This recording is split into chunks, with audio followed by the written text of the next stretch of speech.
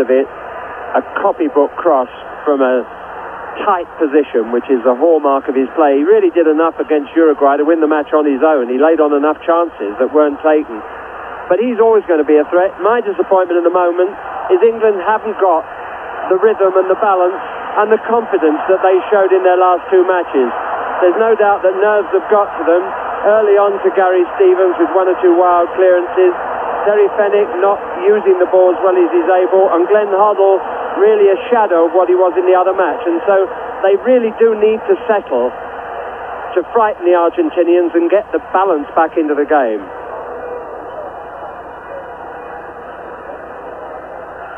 There are always two sides of an argument, and I think the fact that we are now playing a side of infinitely higher class than anything we've met so far has to be taken into consideration, as I'm sure you'd agree.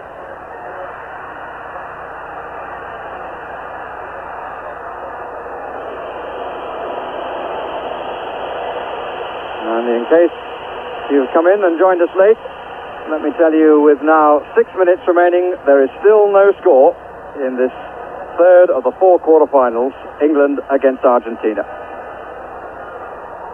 Just to pick up that point, Barry, I would say they're higher class in possession, but they're not that much better when England have the ball. And England are causing their own misgivings and downfall at the moment.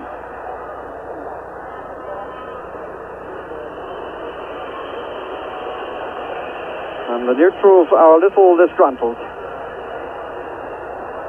Two matches that they watched yesterday. The Mexicans obviously had huge interest in the happenings of Monterrey, which ended in disappointment, and the world watched with a certain amount of awe at the quality at Guadalajara. The artistry and the beauty of the game was so well shown there.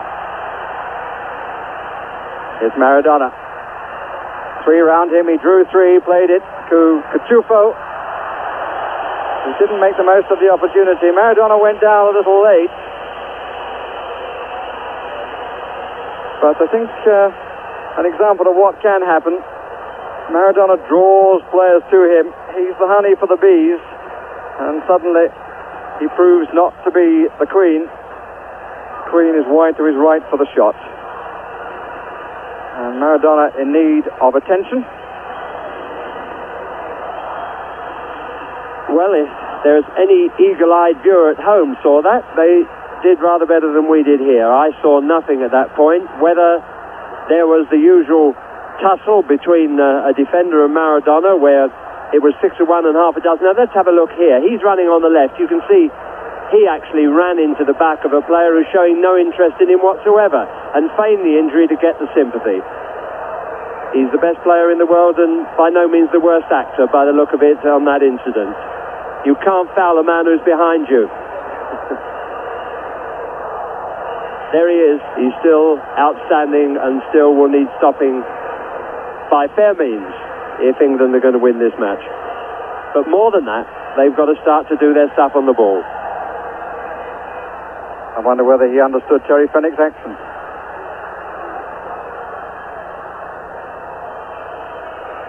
Olarticoechea. Brown. Pumpido. Hasn't seen very much of the ball. The balance of the play, not greatly, but slightly in Argentina's favor. Batista. Sansom.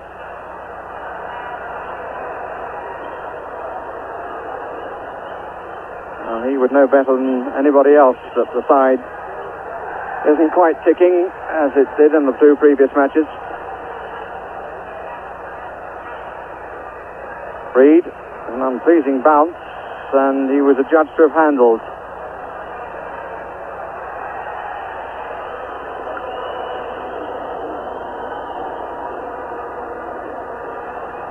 Valdano is the furthest forward for Argentina.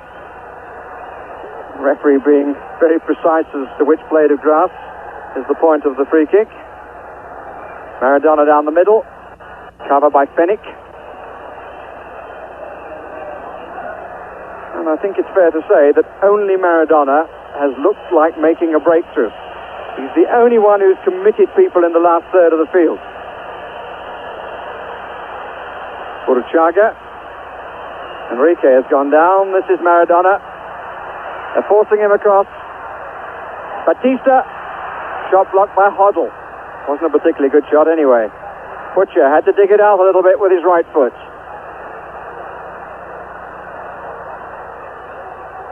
Put in by Hoddle. Maradona very nearly does the splits, and it seemed to hurt him. Beardsley. Lineker, rather.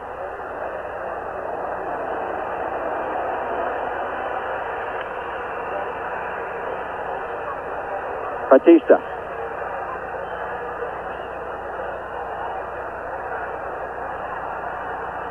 Giusti. Valdano. Stood in his own half. Trying the impossible. Battling by Beardsley. Brown gets the ball well. Valdano should have played it in the first place. Maradona. Maradona looked for the whistle. Didn't get it.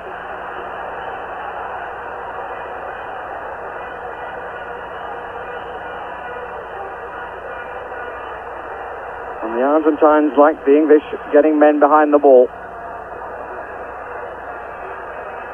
Defenders are winning out. And they didn't all start by playing in the back four. We're into the last minute.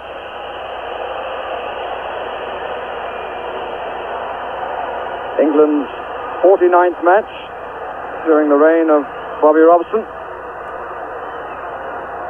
is so far not a particularly uplifting occasion. The prize is greater than the quality of football that we're seeing. Cuciuffo. Burruchaga. Referee had his whistle to his lips immediately. But when he finally gives the verdict, it's in England's favour. What a prime moment this would be to score a goal. First really real chance for Hoddle to pick somebody out, and it will have to be that. Certainly there won't be a shot from here. 5 forward for England across the 18-yard line. And we're now playing the time for that corner flag incident. Hoddle, forward again for Kenny Sansom. Hodge has got in his way. What a shame. The flag was up for offside, but I suspect it was against Hodge and not against Sansom. And clearly the move was between Hoddle and Sansom. A little chip forward for Sansom to run onto. Hodge moved too soon, got in the way of Sansom's run, which would otherwise have been absolutely clear in on goal. And how pleasant to see a bit of imagination from a free kick coming from England of all countries. So there's the end of the first half. I see no reason to believe that it wasn't going to be a tight game today. The other 2 quarterfinals ended in penalties, and that could well be the case today. Such is the fear really of both sides for each other. The midfield hasn't